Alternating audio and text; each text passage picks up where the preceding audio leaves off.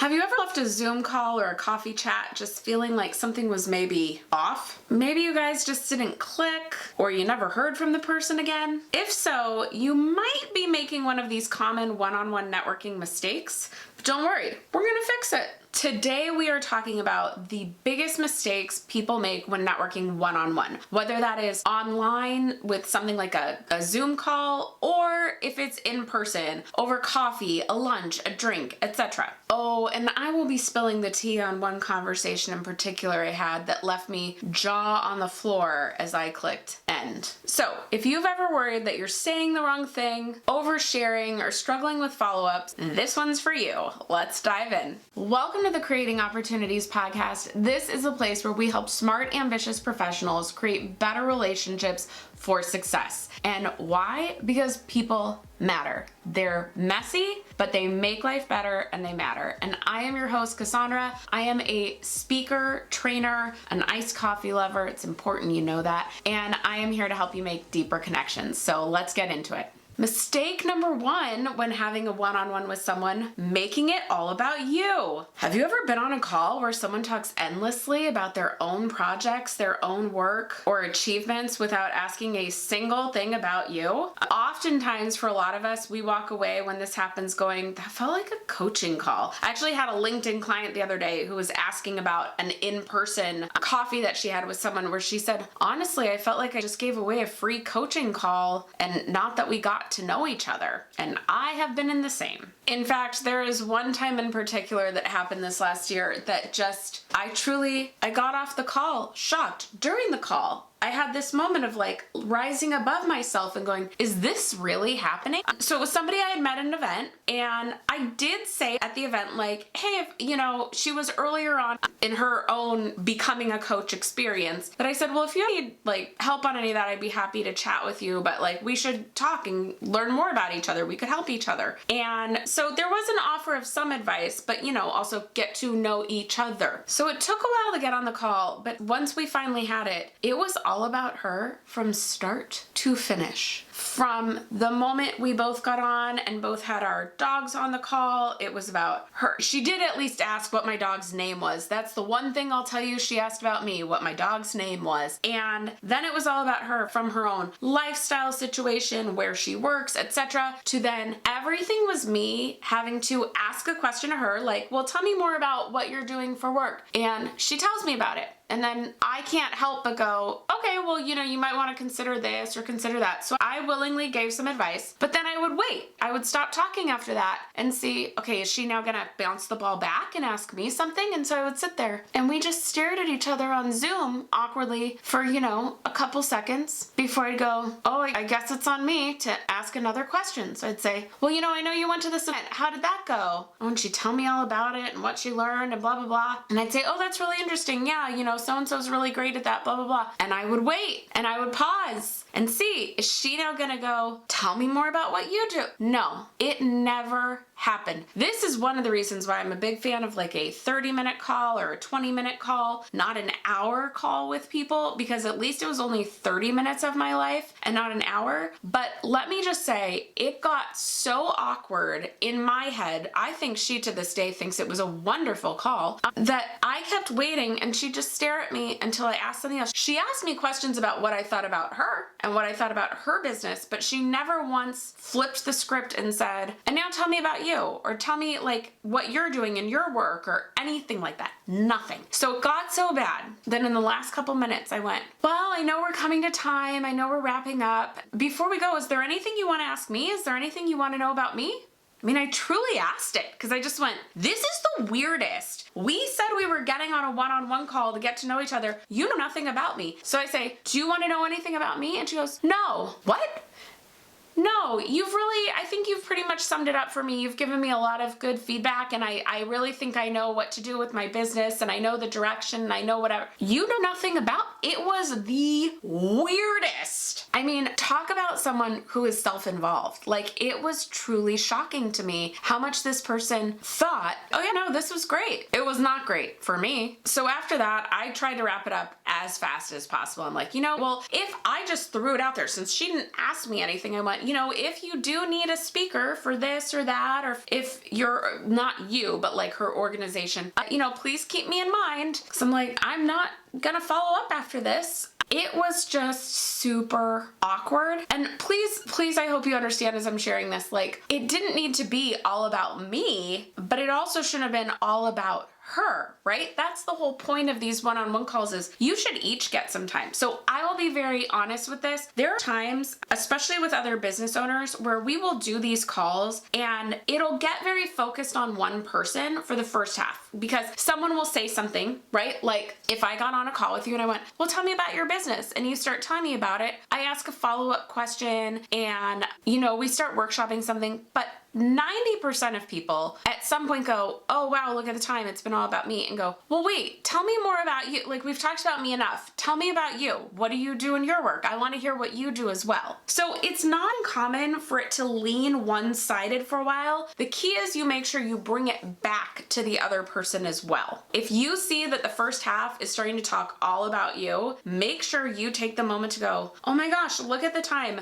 I don't want this to be like a me call. Tell me about you. Like, tell me what's going on in your world. We do not want to be the one who talks about ourselves the entire time. And just for fun, if you two were ever in a conversation where you were not asked a single thing, please drop the little speak no emoji of the monkey down in the comments. I would love to see that I'm not the only one who's been through this. Okay, mistake number 2, oversharing too soon. So there is a very fine line between being open and dumping way too much personal information on someone the first time you're on a call or a coffee together. Vulnerability is great, but when you go too deep too fast, it can make the other person feel uncomfortable. So keep things balanced. Personal stories are great, but gauge the energy of the conversation and if it's an appropriate person to talk about this thing with. So if you just went through a divorce and you're on with another female and she says something about being a single mom and you say, oh, I'm just going through a divorce, and you connect on that issue, this is probably someone you could share more with openly in that moment. It's gonna make you feel connected. But like getting on a call with someone and they say, well, how did you start your business? And they go, well, about 2 years ago, I had a massive mental breakdown, and after a lot of therapy, I decided to start this. What?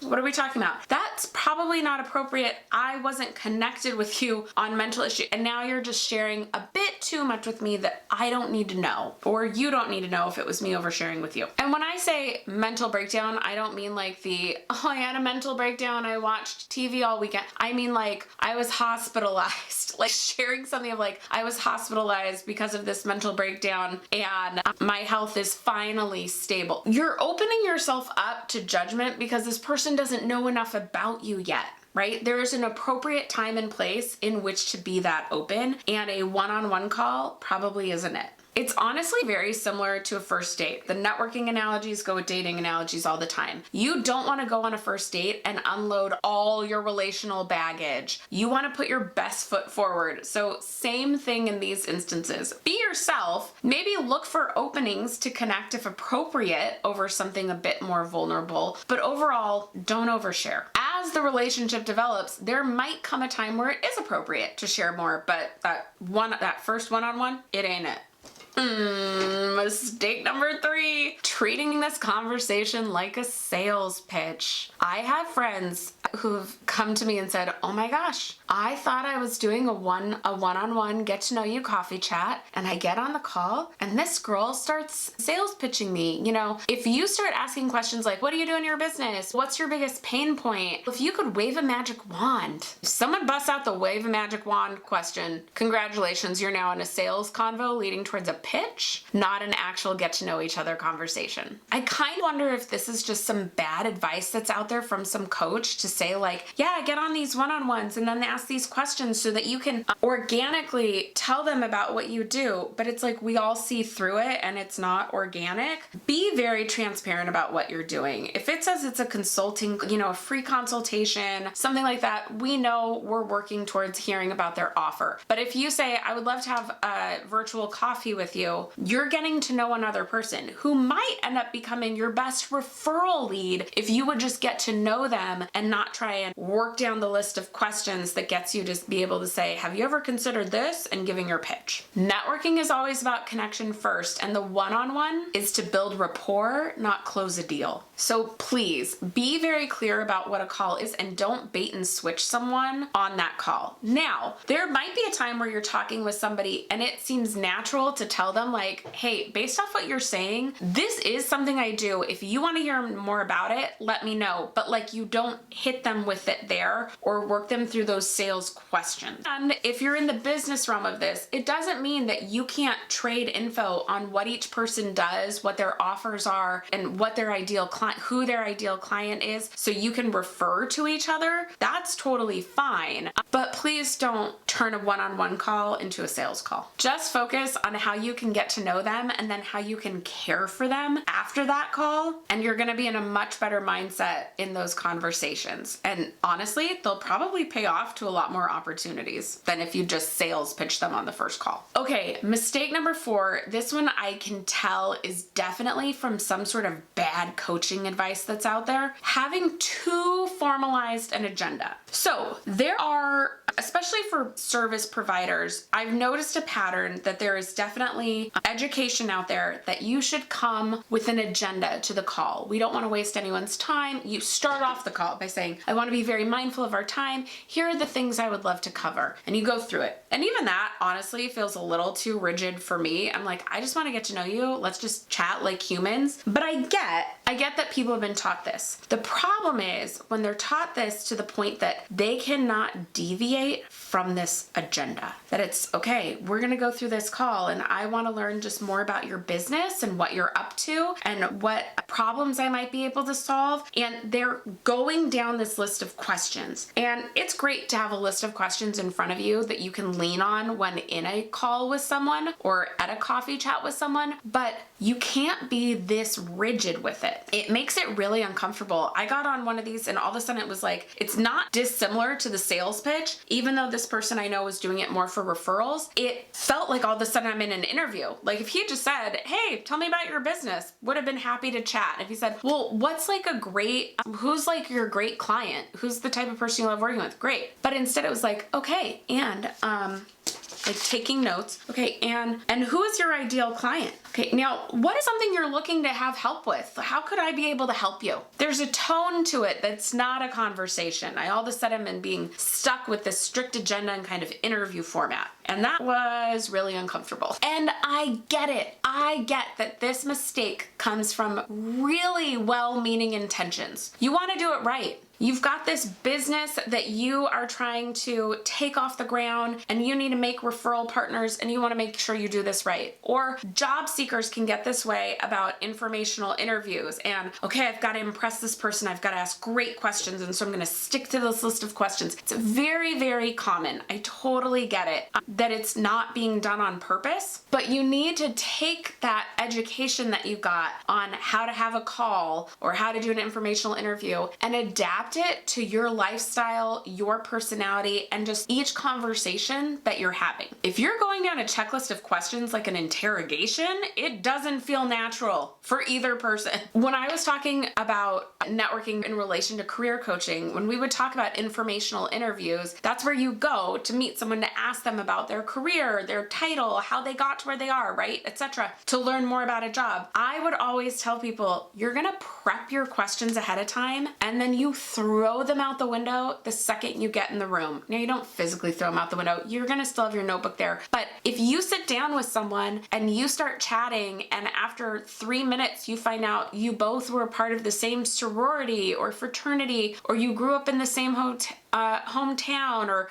you both now live in Phoenix, but you both grew up in Southern California, and you talk about the places that you used to hang out, and that becomes a bunch of your conversation, great. If you don't get to any of your questions, that's okay. You can follow up later. So the key on this is just be natural. Let the conversation kind of go where it's gonna go, and you have those questions to rely on when you need to get to them, but you wanna make an actual authentic connection with someone. Honestly, sometimes the best networking conversations come from the unexpected tangents tangents. So just let things happen. Okay, mistake number 5, I had to put on here because friends and I have been talking about this one becoming more and more common, and it is just not okay. Do not add people to your general email list without their permission. If you and I have a one-on-one conversation, great. You probably now have my contact info in some way. And if you want to email me here and there about something you've got going on and that's sent to like 20 of your friends or whatever, fine. But taking my name and adding me to your general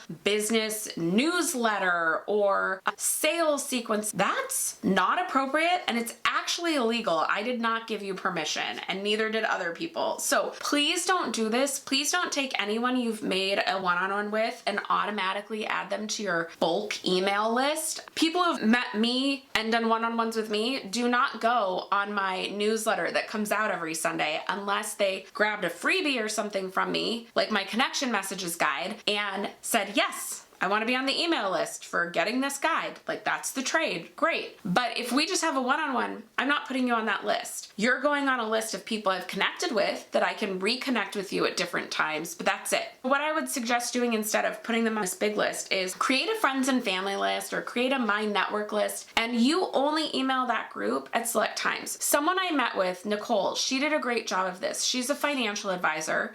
And when there was a big possible tax change back in the fall, she sent an email to the people on her friends and family list, giving them some info on what the implications of this could be. And she made sure to put on it, I want you to know you're not on my general email list. This isn't being sent to everybody, but I wanted to help friends and family in this moment. It was a great value add and it built trust because I knew, okay, thank you. You didn't just add me to your list. The shadiest version I've had of this is somebody was scheduled to do a one-on-one. Somebody introduced myself and this other person. The other person, definitely higher, more powerful. First, they rescheduled twice, and then they just canceled the call an hour before it happened and said, sorry, I'm too busy. I'll reschedule when things open up. Like, I knew, okay, things aren't opening up. You're never talking to me again. But did she add me to her email list? Oh, she sure did. Not okay. So thanks for coming along with me on this rant for the last one, but it just really needs to be said because this is a terrible business practice. So I hope this has helped you out. I hope if you've been making these mistakes, you know, that's okay. Now is the time to change. Now we know better, so we can do better. And if you got through the list and you went, oh, I haven't done any of those, great for you. And so now that you know how to navigate one-on-ones and events, how do you build relationships that actually last? Well, we're gonna get into that next week. And if you are struggling with one-on-ones in a particular way, please put your questions down in the comments so that I can address those in an upcoming episode. I know these one-on-one calls can be kind of awkward for people or you just feel unsure, so let's make you feel more confident in those scenarios. Now with that, I will see you in the next one.